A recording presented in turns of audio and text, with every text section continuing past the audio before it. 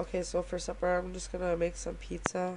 I'm assuming it's 5 o'clock. I'm assuming uh, Riley's not coming home for supper, so I'll just make pizza either way, and he'll have some for his lunch tomorrow. I got this recipe. I've had it for quite a while. I got it off of Google. Can't remember where I got it from, but it's a really, really good yeast-free pizza crust. Basically, you need 2¼ cups of flour, a tablespoon of baking powder, a quarter teaspoon of salt, a cup of milk, and a quarter cup of butter or margarine. I put spices and toppings. Basically, I've got green peppers, onions that I'm cutting up. There's mushrooms, and I think that was it. And then there's going to be cheese, but we'll have some veggies on it. And usually, I have like pizza sauce, or I'll use spaghetti sauce, whatever. These little packs came out of some like little taco bites that we had. My son doesn't eat the sauce, so I'll keep it. I usually keep them and use them for like a spaghetti sauce. So I'll spread that on my dough, and then I usually spread oregano, a little bit of garlic powder on it, and it tastes really, really good. Sometimes I've even went as far as just when I didn't have any of these, I've used just ketchup and added some spices, and no one even knew the difference. So don't worry, I'll write the recipe in the description box. Like I said, it's super easy. If you want a yeast-free recipe, you just put all your ingredients in the bowl, mix it up, and then you roll it out, and, well, I'm pretty sure you guys know how to make a pizza, so I'm going to go get this all mixed up, and I'm going to finish chopping up the toppings and get the cheese grated, and then once I got my pizza in the oven, I'm going to make this dressing, so I'll be back. Okay, so I rolled out my pizza dough, and then I added those 3 little packs of sauce. Then I put some oregano and a little bit of garlic powder. And then I just put my mushrooms on the bottom. I'm pretty lucky because Riley eats pretty well all the vegetables, so I don't have to really worry about it. And if he doesn't like something, he'll just pick it off. But he really, really loves pizza, so I usually load it up with vegetables. Now I'm just going to add some onions, some green peppers, and I just cut up like 3 tomatoes, and I'll put on like half of the pizza. I don't think he's going to eat the tomatoes, but... and then I also cooked up, there was a little bit of bacon left in the fridge, so I cooked that up, and I'll just sprinkle that on top. I'm going to add my cheese at the end, and then I'm going to stick it in the oven for, my oven's on 450, and it should cook about 10 to 12 minutes, and then I will show you guys when I bring it out what it looks like.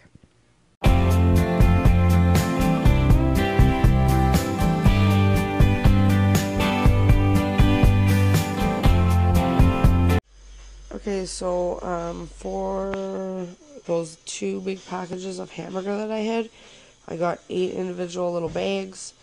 Sorry I didn't record me doing that. It's the morning. I was just so exhausted last night. I didn't do anything. It is 7 o'clock. I've been up since about 6. No, actually I've been up since like 5. Sorry. And basically I'm gonna jump into it. I've got my son's lunch and his snack ready for school, and then I just gotta give him some breakfast soon, and he's just playing a game on the tablet. That's why it sounds so loud. But yeah, I ended up with 8 bags of hamburgers, so I'm gonna go and just take all the air out of this, close them up, and probably I might double bag them. I'm gonna see. And then I am going to put them in my freezer flat. And then I was going to make spaghetti sauce with some of this hamburger. And I have some hamburger left in the fridge that I got to make spaghetti sauce with. But I don't want to make it right now. Jay has dialysis this afternoon. And then before that, we have to take the car in to get checked. So it's just going to be a busy morning, and I just don't want to really smell like spaghetti sauce, because as good as it smells, you don't really smell good when you go out. So I'll leave that for tomorrow when I don't have anywhere to run. I'll make up some things like that, but for now I just want to get my meat separated and in the freezer, and it's nothing for me to whip out a thing of hamburger and fry it up, and it's ready to go. And then, so, like I said, I'm going to go get the air taken out of this, and then I'm going to start on my chicken and individually wrap each of the chicken breasts. I put the whole chicken, I put that in the freezer. I'll cook him up one day for just a meal, and then we'll have leftovers, and we'll also have bone broth, so that'll be pretty awesome. So yeah, I'm gonna go and get this done, and then I'll show you guys the chicken. Okay, so this is what I ended up getting for the chicken. I just individually packaged each chicken breast. There's 10 of them, and then I've got this great big freezer bag here. It's not a freezer bag, it's a bread bag, but I'm gonna use it as a freezer bag, and just put them all in there for now. Typically in the freezer I would have a bin for the chicken, but I ended up putting the hamburger in that one, and I'm just going to buy a couple more to do some more vegetables and some chicken. And there was something else I just can't think right now, but this is all the prepared chicken breasts, so I'm going to go get that in the bag and put it in the freezer, and that is all I am going to do today, because I got to get ready and take them to school. So I will, I don't know, I'll be back, and maybe tonight or tomorrow I'll show you more, like when I'm making the spaghetti sauce and all that stuff. So I'll talk to you then.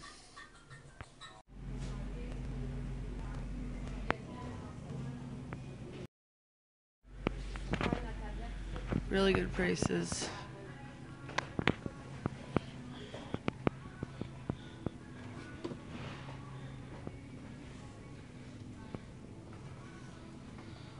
Got a new restock of the Pioneer Women stuff.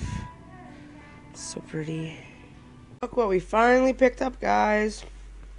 A crock pot. Yay! And this one has a little dipper included. It's like a fondue type of thing. We picked this guy up at Walmart. So if you guys have some good crock pot recipes, let me know in the comments below. I'm going to look online for some too, and then I can add them to my list of things to make for the freezer. Alright, just wanted to let you guys know what we picked up.